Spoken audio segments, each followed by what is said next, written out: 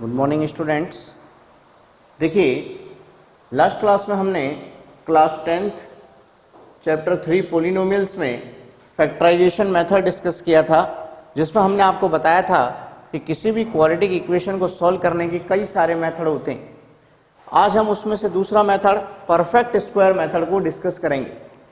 पहले आप समझें, परफेक्ट स्क्वायर जो मेथड है इसका हिंदी में नाम होता है पूर्ण वर्ग विधि। ये इसका हिंदी नाम होता है। समझे कैसे करेंगे। हमारे पास कोई स्टैंडर्ड इक्वेशन मान लीजिए एफ ऑफ एक्स आपको गिवन है, A X square plus B x plus C is equal to 0। इस तरह से आपको दिया हुआ है। यहां पर a is not equal to 0 है, ये आपको गिवन है। तो देखिए, सबसे पहले शुरुआत कहां से करेंगे। हमें दिया है A X square plus B x plus C is equal to 0। ऐसे क्वेश्चन में जो आपका परफेक्ट स्क्वायर मेथड होता है, इसमें सबसे पहले एक्स स्क्वायर के कोफिशिएंट को 1 बनाएंगे, +1। इसके लिए जो भी इसके साथ आ रहा है इसको सभी में हम डिवाइड करेंगे। तो देखिए, divide all terms by a. तो ये हो गया आपका x square plus B upon A x plus c upon a is equal to 0। अब हम सी अपॉन ए को इधर ट्रांसफर कर लेंगे। तो ये हो गया x square plus B upon A x is equal to minus का सी अपॉन ए। इक्वेशन नंबर 1 हम इसे दे देंगे। अब देखिए, परफेक्ट स्क्वायर बनाने का तरीका क्या होता है कि यहां पर हम x का कोफिशिएंट देखेंगे, कितना है, b अपॉन ए है। फिर हम इसका हाफ करेंगे। b अपॉन ए का हाफ क्या होगा, देखिए b अपॉन ए का हाफ होगा b अपॉन 2a, और फिर इसका स्क्वायर दोनों तरफ हम ऐड करेंगे। तो देखिए क्या लिखेंगे कि by adding square of half of coefficient of x on both side, तो देखिए इससे क्या फायदा होगा, दोबारा समझ लें। x का जो कोफिशिएंट है b अपॉन ए, इसका हमें हाफ करना है। हाफ क्या हो जाएगा, b अपॉन 2a, और इसका स्क्वायर दोनों साइड हमें ऐड करना है। तो देखिए X square plus B upon ए x plus B upon 2a का whole square equal to minus का सी upon A plus B upon 2a का होल स्क्वायर। अब सॉल्व करना सीखें।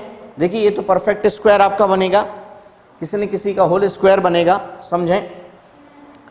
ये है आपका ए स्क्वायर, ये है आपका प्लस बी स्क्वायर, और 2a भी करेंगे तो 2 से 2 कट जाएगा, तो b by A into x बचेगा।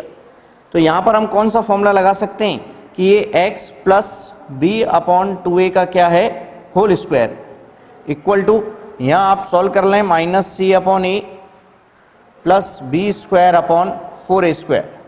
एलसीएम ले लें, 4a स्क्वायर a से डिवाइड किया 4a बार, तो माइनस का 4ac और a प्लस बी स्क्वायर। अब देखिए, हमें यहां से स्क्वायर रिमूव करना है, तो इसको इधर ले जाएंगे तो क्या आ जाएगा, स्क्वायर रूट हो जाएगा। समझें, इधर इसको हम मिटा देते हैं ताकि डेरिवेशन आपका पूरा हो जाएगा।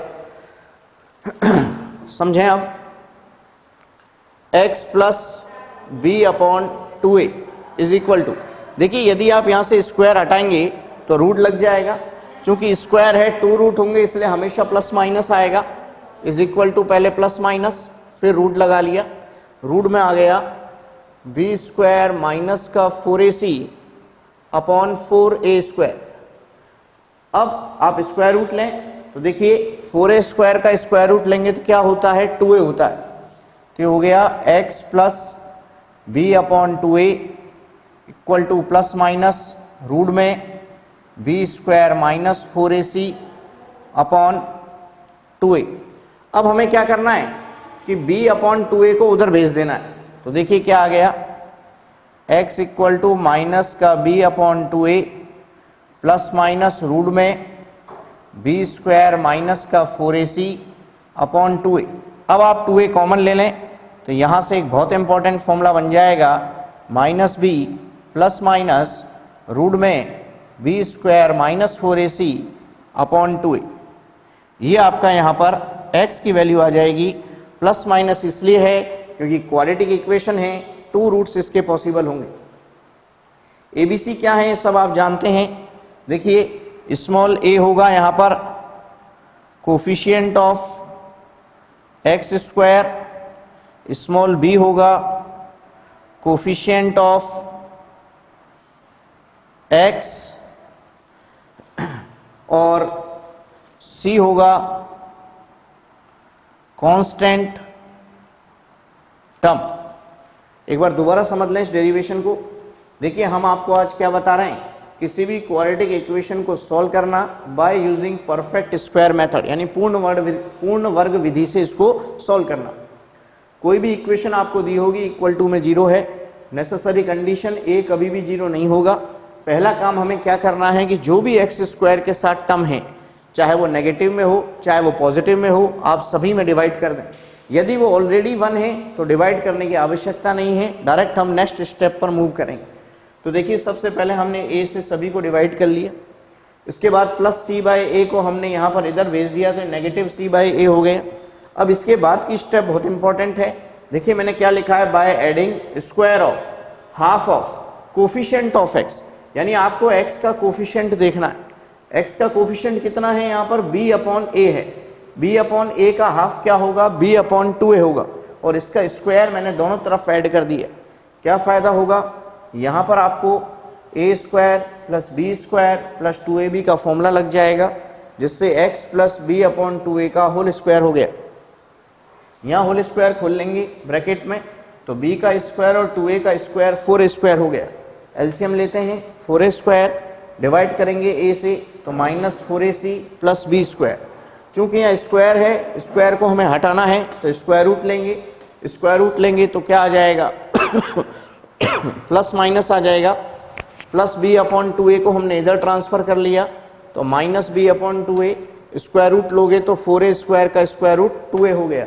दोनों का डिनोमिनेटर कॉमन है, दोनों को कंबाइंड करके लिख लिया तो बहुत इंपॉर्टेंट रिजल्ट हमारे पास क्या आ गया, x equal to minus B plus minus root में B square minus 4ac upon 2a।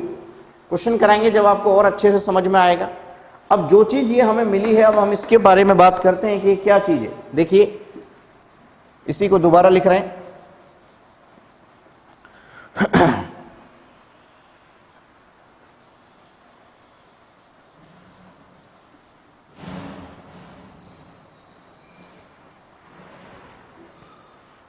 देखिए आप शुरू में जो इक्वेशन लेकर चले थे ax square plus B x plus C is equal to 0, और आपने जब इसको कंप्लीटली सॉल्व किया तो आपको मिला minus B plus minus root में B square minus 4ac upon 2a। पहले तो हम इसकी बात कर लेते हैं कि ये जो फॉर्मूला निकलता है इसे हम किस नाम से जानते हैं। देखिए इसका नाम है श्रीधर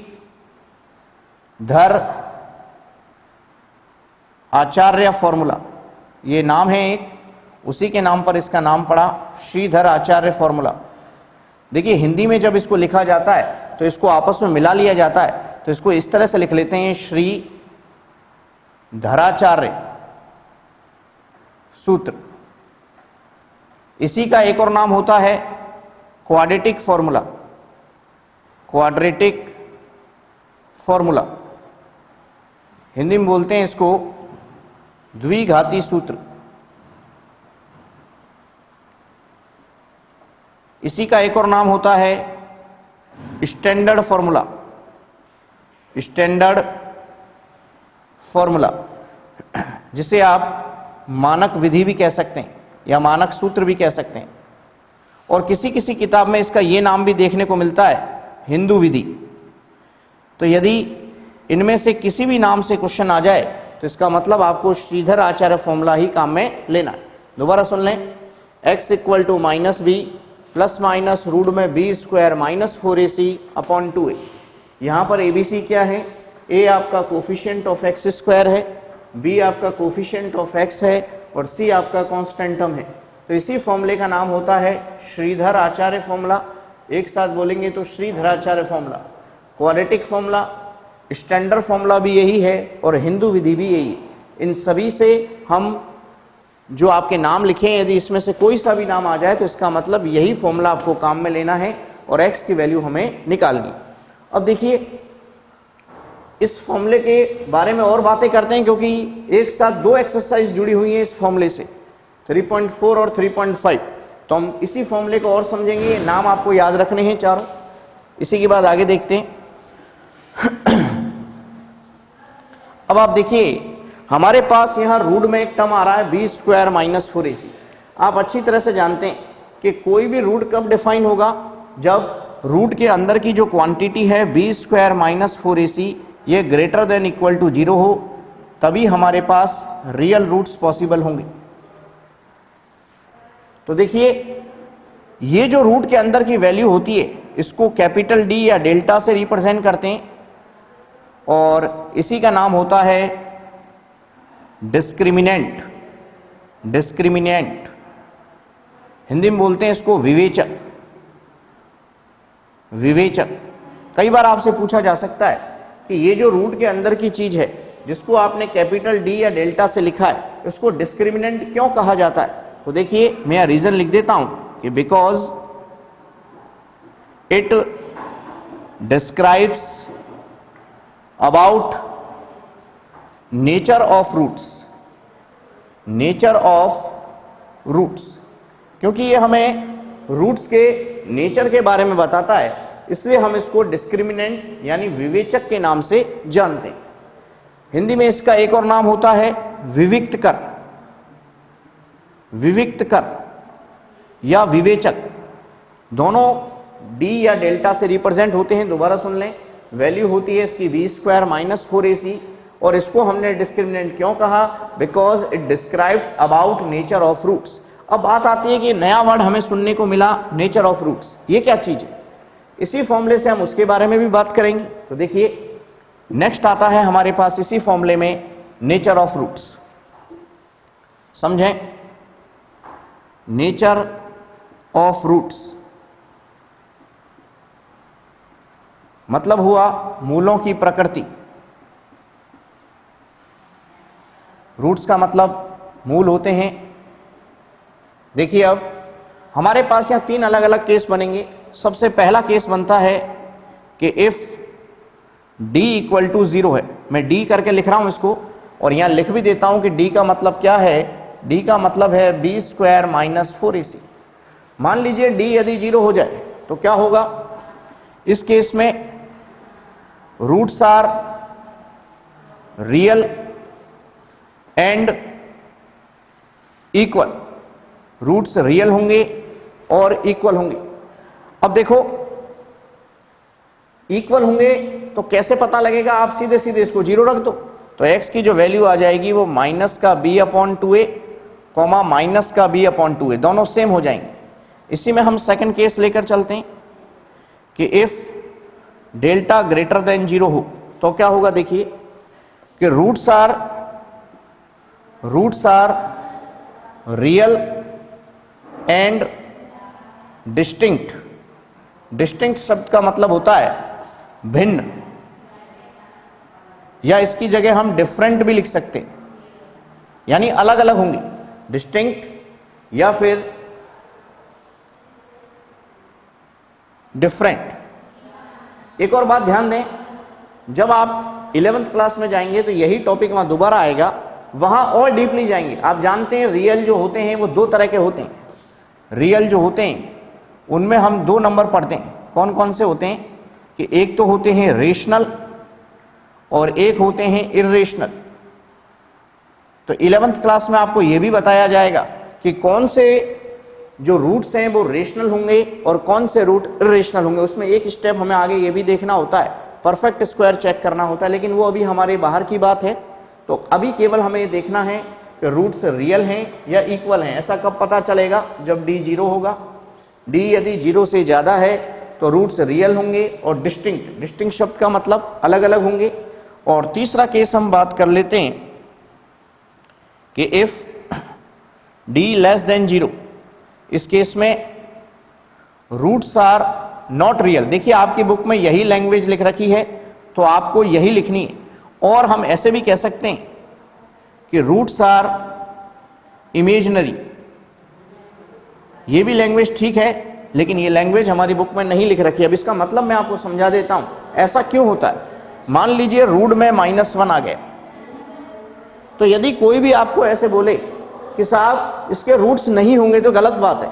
रूट्स तो होंगे लेकिन रियल नहीं होंगे, ये आपको ध्यान रखना है। तो इसलिए मैंने बकायदा लैंग्वेज लिखी है कि यदि d 0 से कम हो जाए, यानी नेगेटिव में आ जाए, उस केस में रूट्स क्या होंगे, रियल नहीं होंगे, या रूट्स क्या होंगे, इमेजिनरी होंगे। मतलब रूट में यदि -1 आ जाए तो अभी हमें केवल ये समझना है कि यहां पर जो रूट्स होगा इसका, या जो इसका सॉल्यूशन होगा, वो रियल सॉल्यूशन नहीं आ सकता है। तो अब आपके मन में प्रश्न भी उठेगा कि क्या सर इसको कभी सॉल्व नहीं कर सकते क्या? बिल्कुल सॉल्व कर सकते हैं। जब आप 11th क्लास में जाएंगे तो इसकी वैल्यू होती है आयोटा, ये आपको वहां पर पढ़ाया जाएगा। अभी हमें इसके बारे में डिस्कस नहीं करना है। अभी तो बस हमें यह ध्यान देना है कि यदि रूट की वैल्यू नेगेटिव में आ जाती है तो आपको केवल ऊपर वाली लैंग्वेज लिखनी है कि रूट्स आर नॉट रियल। मैंने नीचे वाली इसलिए समझाई कि आपको पता चले कि यदि रियल नहीं है तो क्या होंगे साहब, इमेजिनरी होंगे। इमेजिनरी क्यों होंगे, ये रीजन मैंने दे दिया। आप 11th क्लास में एक चैप्टर पढ़ेंगे कॉम्प्लेक्स नंबर, वहां आयोटा आएगा और ये आपका एक इमेजिनरी नंबर कहलाता है। तो इसलिए मैंने यहां पर रीजन दिया है। दोबारा सुन लें एक बार से। कोई भी क्वेश्चन यदि हमें दिया जाएगा तो सबसे पहले हमें क्या करना है, उसके नेचर ऑफ रूट्स के बारे में चेक करना है। ठीक है, कैसे चेक करते हैं, d से। d की वैल्यू क्या होती है, b² - 4ac।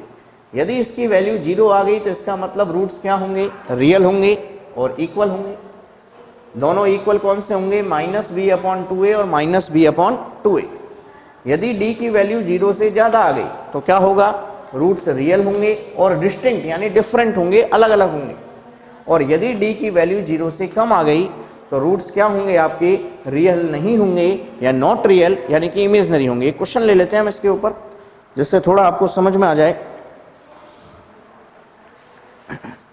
देखिए पहले परफेक्ट स्क्वायर का क्वेश्चन करा रहा हूं मैं आपको।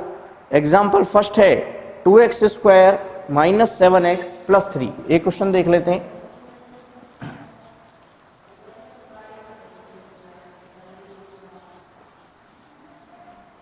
क्वेश्चन है 2x² - 7x + 3 = 0। पहला एग्जाम्पल देखिए,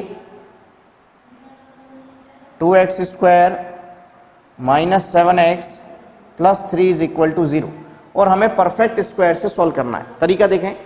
सबसे पहले आप क्या करेंगे, सभी को 2 से डिवाइड करेंगे। तो क्या आ गया, x² - 7/2x + 3/2 = 0। फिर हमें क्या करना है, 3/2 को इधर भेज देना है, माइनस में हो जाएगा। x² - 7/2x = -3/2। नेक्स्ट स्टेप हम क्या करते थे कि जो भी हमारा x का कोफिशिएंट होता है, देखिए कितना आया, x का कोफिशिएंट है 7/2, इसका क्या करना है, हाफ। हाफ कैसे करते हैं, नीचे 2 से मल्टीप्लाई करके, क्या हो गया 7/4। देन इसका स्क्वायर 7/4 का क्या, होल स्क्वायर। दोनों तरफ हम ऐड करेंगे तो देखिए क्या आएगा, x² - 7/2x + 7/4 का होल स्क्वायर = -3/2 + 7/4 का होल स्क्वायर। अब यहां पर आप देखिए होल स्क्वायर किसका बनेगा, ये डिसीजन इस वाले साइन से होगा। यदि यहां माइनस है तो a - b का होल स्क्वायर बनाएं, यदि यहां प्लस है तो a + b का होल स्क्वायर बनाएं। तो ये हो गया x - 7/2 का होल स्क्वायर = -3/2 + 49/16। एलसीएम ले लें, ये आ गया आपका 16, कितना आएगा -24 + 49 यानी क्या आ गया 25/16। अब आप देखिए 25/16 किसका स्क्वायर होता है, 5/4 का।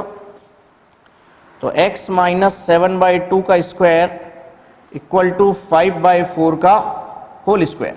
दोनों तरफ होल स्क्वायर है, हमें स्क्वायर रूट लेना है। तो देखिए स्क्वायर रूट कैसे लेंगे, यहां हमने स्क्वायर रूट ले लिया तो ये आ गया x minus 7/2 equal to plus minus 5/4। Plus minus क्यों आया है? क्योंकि ये हमारे पास में 2 इसके रूट होंगे। क्यों होंगे 2 रूट? क्योंकि क्वाड्रेटिक इक्वेशन। एक बार आप पॉजिटिव साइन ले लें, एक बार नेगेटिव ले लें। देखिए x माइनस 7/2 इक्वल टू 5/4, एक बार नेगेटिव ले लें, x minus 7/2 equal to minus 5/4।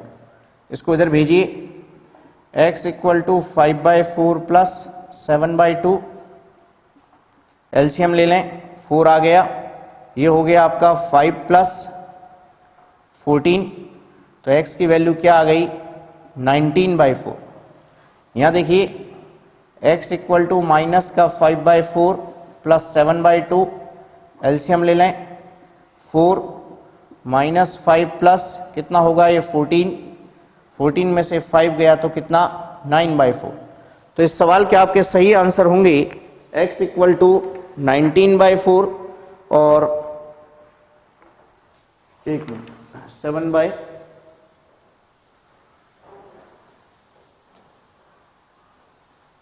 एक बार दोबारा चेक कर लेते हैं इसमें कहीं आंसर कहीं गलत तो नहीं आ रहा है। होल स्क्वायर हमने बनाया है, यहां 7/4 आएगा, यहां भी 4 आएगा, इसलिए आंसर मैच नहीं कर रहा है इसका। यहां 4 आ जाएगा क्योंकि होल स्क्वायर किया है आपने। अब आपका आंसर सही आ जाएगा। देखिए